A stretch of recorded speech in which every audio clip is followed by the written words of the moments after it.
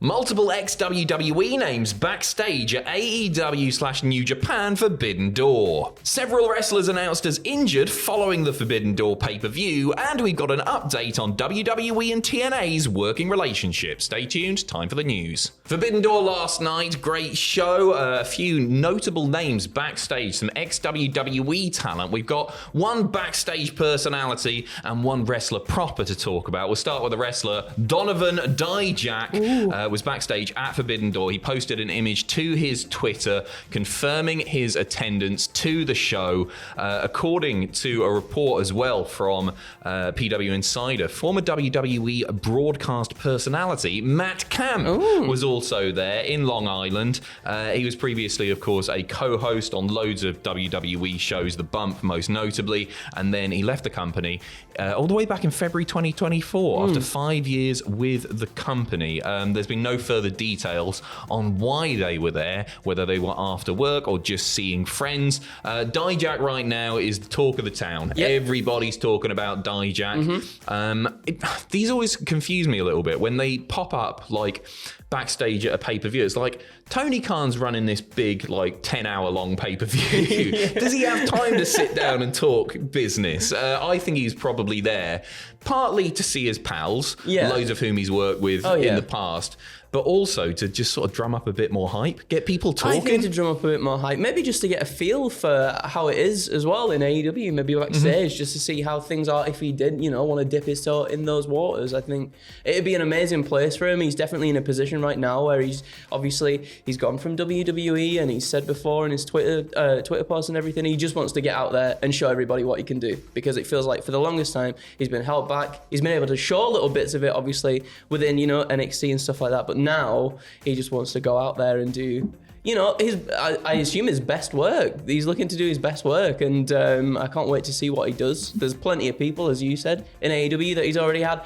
tete-a-tetes with that would be amazing to see him do that again. So I do feel that maybe he's another person that might get lost in the shuffle in AEW. I quite like the idea, and we'll talk about what he's doing next very, very shortly.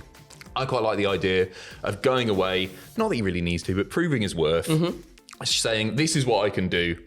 He's got loads of dates lined up already, and then maybe joining a more prominent company full-time. So. And I think AEW might take him on. Yeah. Like they do with everyone else. Matt Camp, what do you make of him? I like him. Yeah, I think he was. I think he was, the best host of the Bump. I think he's very enthusiastic and shows a genuine passion for wrestling as a whole. Like the questions that he asks the wrestlers and stuff are always quite fascinating, rather than just being. I know, obviously, they've got to stick to sort of like a regimented thing for the show that they've got, but it felt like maybe he tried to like weave in there something that maybe he found interesting as a wrestling fan in general. You could tell that he was a fan. That sort of passion for the business came across. I like Matt Camp. I don't think you never know, but I don't think they'd sign him. Obviously, they've just taken on Alicia too as a sort of backstage personality interviewer, and so on. But you never know. You never know. Anyway, back to Dijak. His first post-WWE appearance took place over the weekend, appearing at Blitzkrieg, Pro Wrestling. Massive pop for him, and appearances by Dijak are going to be aplenty over the coming months. He's been booked by Rev Pro. He's going to be facing Michael Oku at their event in Coventry on July 28th. The day before, he's going to be at Northeast Wrestling, and then Prestige Wrestling have announced Dijak for their September 29th show in Portland, Oregon as well. So he's going to be he is going to be all over the place. That's like the day before. He's there. Oh, yeah. He's going to be at Rev Pro on the 28th, and then the day before, he's going to be at Northeast Wrestling as well. He's going to be great. I'm really looking forward. Yeah, he is. Hard worker. He's going to be. As we said this in the videos last week, but he's not going to be short of work at all, and he's already proven that. Loads and loads of people, loads of hype there for him. A few wrestlers announced as injured following the Forbidden Door pay-per-view. So we'll start with one of the ladder match participants, Leo Rush. Beyond Wrestling have announced that he suffered an injury at the show. They got this out very, very quickly after the pay-per-view finished. As a result, he's not going to be competing at their Americana event on July the 4th. We don't know at what point in the ladder match, if it was the ladder match, you would assume it was, that he did get injured.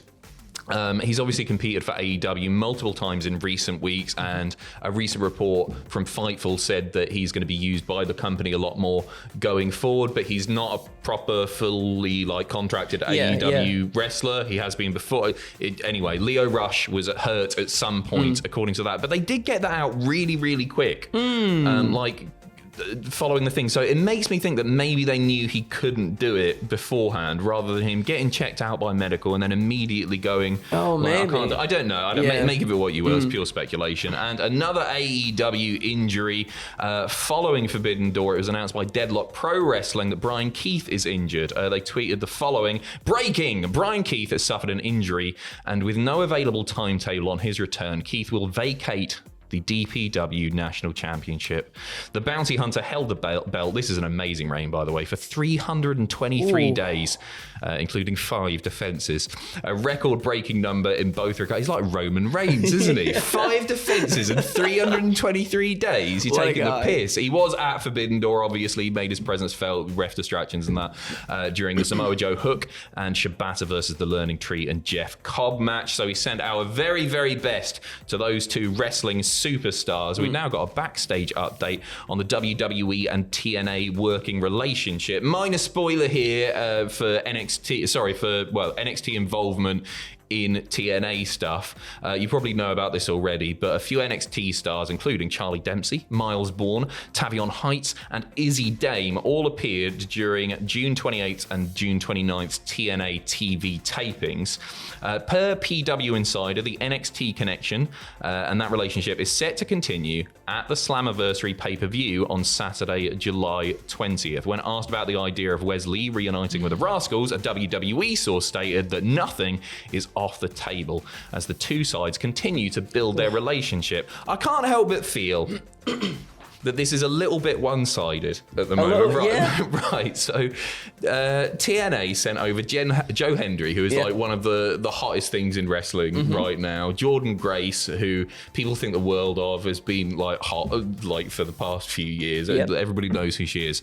No disrespect to Charlie Dempsey, to Miles Bourne, Heights or Dame, but these things aren't quite the same. I completely understand what you mean. I wonder why. I wonder if maybe they're just worried about, maybe WWE and NXT are just worried about their bigger talents getting injured or something. Maybe. Well, TNA probably have the same concern. No, exactly. No, that's true. So I don't know why. Maybe the bigger names from NXT haven't sort of crossed over a little bit more. Yeah, it would be nice for them to send a main roster guy or somebody a bit more prominent on the NXT brand. I mean, maybe we'll see that. We've not got there yet. Maybe when it gets to Slammiversary, we'll get a bigger person announced for it. Yeah, quite possibly. I get it that WWE are obviously the bigger company. Yes. And so they're going to be calling the shots here. But come on, Izzy Dame. Izzy Dame. Well, Charlie Dempsey. I feel like Charlie Dempsey adapts to. He's done a few of these spots outside of WWE, and he adapts to it really well. So I am excited to see what Dempsey does. They're all great. I really like them all. But anyway, we'll finish off with some very happy news. This is lovely, coming out over the weekend. Angelo Dawkins of the Street Profits took to social media to reveal that he got married. Montez Ford officiated the ceremony, and Dawkins wrote the following caption on Instagram: "Made it official, fam. #married life." Congratulations to him. It looked like a very, very small ceremony. Just the people closest to him in his life there. I love the Street Profits so much. I've gone through various periods in the past, especially maybe over the last 18 months or so, where I was like, maybe it's time to break him up. Let's see what we can do with Montez. But the chemistry that they have, and things are picking up again. They are now, no disrespect to Bobby Lashley, but it felt like they lost a bit of their personality with they took away what made them fun. I get it, they were heels initially, but since Bobby's been gone, out injured, all the very best to Bobby Lashley, of course, they've picked things back up. I just love them as a pairing, and I don't think I do want them to break up. No, and Dawkins has shown so much progression as well. I feel like in such a short space of time, it feels like when everybody was kind of like, Montez Ford, he's the breakout star of this whole thing. It feels like he caught wind of that and was like,